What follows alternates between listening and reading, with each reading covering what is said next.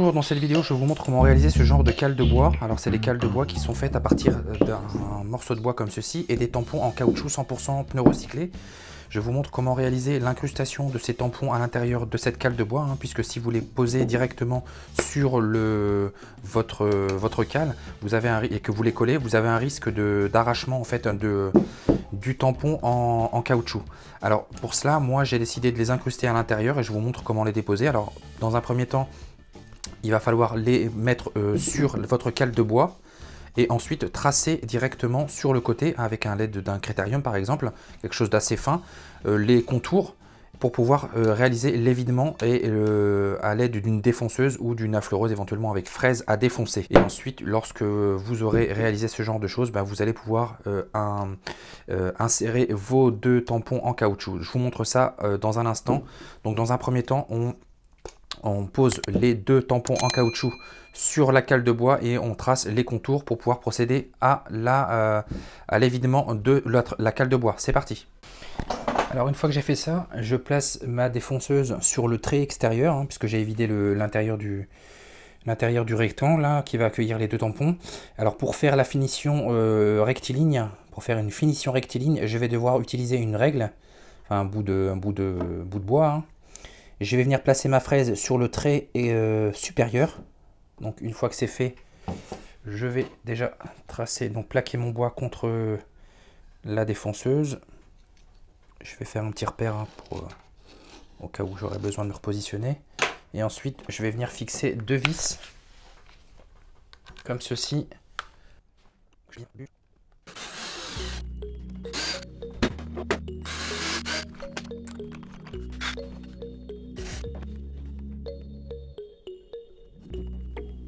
Et voilà.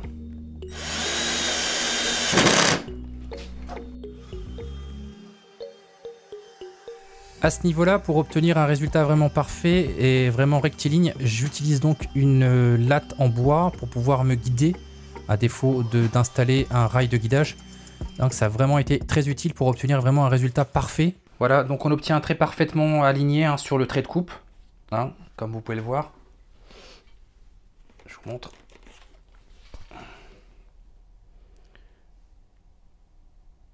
Voilà, donc là on obtient un trait parfaitement aligné sur le trait de coupe.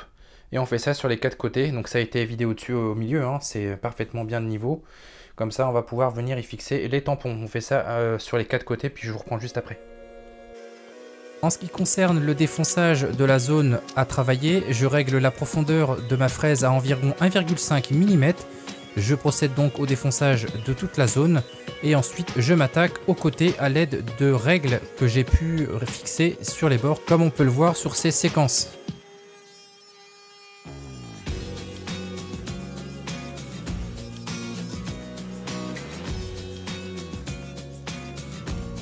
Le travail est maintenant terminé, je vais pouvoir insérer les patins en caoutchouc à l'intérieur de la zone que j'ai défoncée. Vous remarquerez également sur cette séquence que les angles ne sont pas angles droits, ça c'est lié à l'usage de la fraise à défoncer et de mon affleureuse. Je vais dans une seconde séquence pouvoir redresser les angles avec, je crois que c'est un cutter que j'ai utilisé et non des ciseaux à bois, parce que c'est vraiment des petites retouches. Donc là je m'assure bien des dimensions de la zone à défoncer avec mes patins en caoutchouc. Et là on remarque que les patins s'insèrent parfaitement bien, si ce n'est que les angles ne sont pas encore travaillés.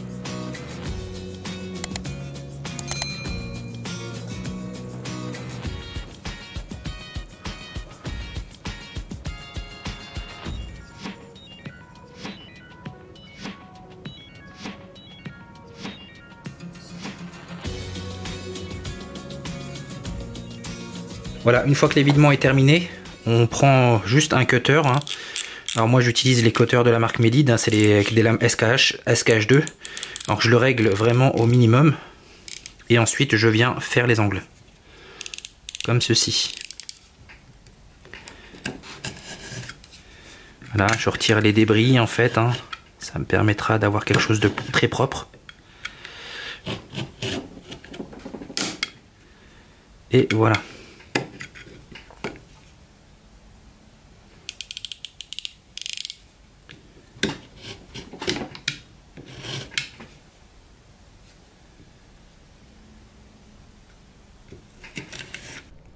Voilà ce que l'on obtient après évidement de l'intérieur de la cale, avec des petits rebords d'environ 1,5 mm environ.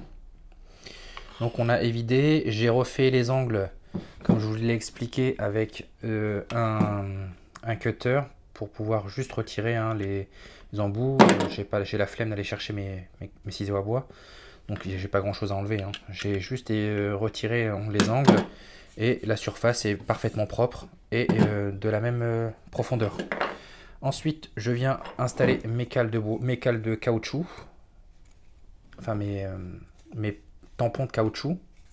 Voilà à l'intérieur, ça s'insère parfaitement. C'est pile aux dimensions, comme on peut le voir, hein. C'est parfaitement en dimension. Et ensuite, je viens installer la deuxième cale à l'intérieur, comme ceci. Voilà.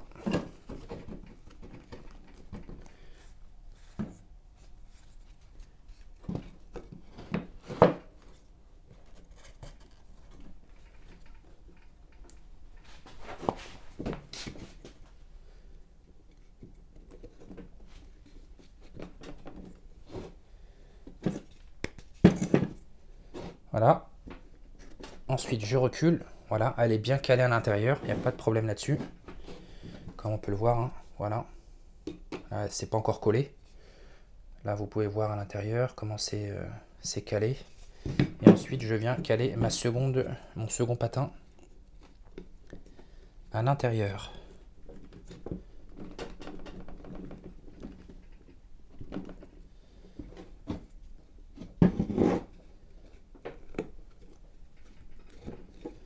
Voilà.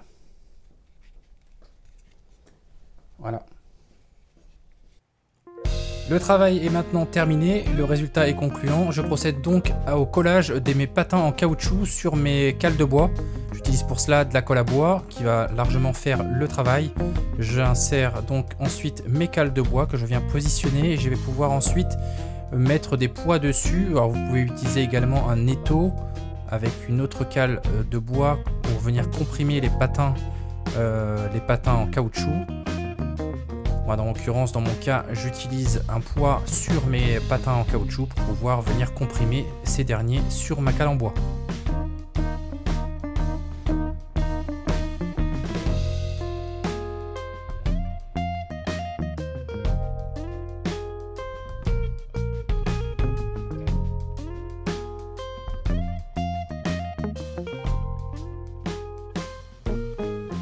J'espère que cette vidéo vous aura intéressé, vous aura appris à réaliser des cales avec des tampons en caoutchouc incrustés à l'intérieur, comme j'ai pu vous le montrer tout au long de cette vidéo. Et j'espère que ça vous sera utile et bon bricolage. Je vous dis à très bientôt, n'hésitez pas à vous abonner à ma chaîne et à mes réseaux sociaux. Bye!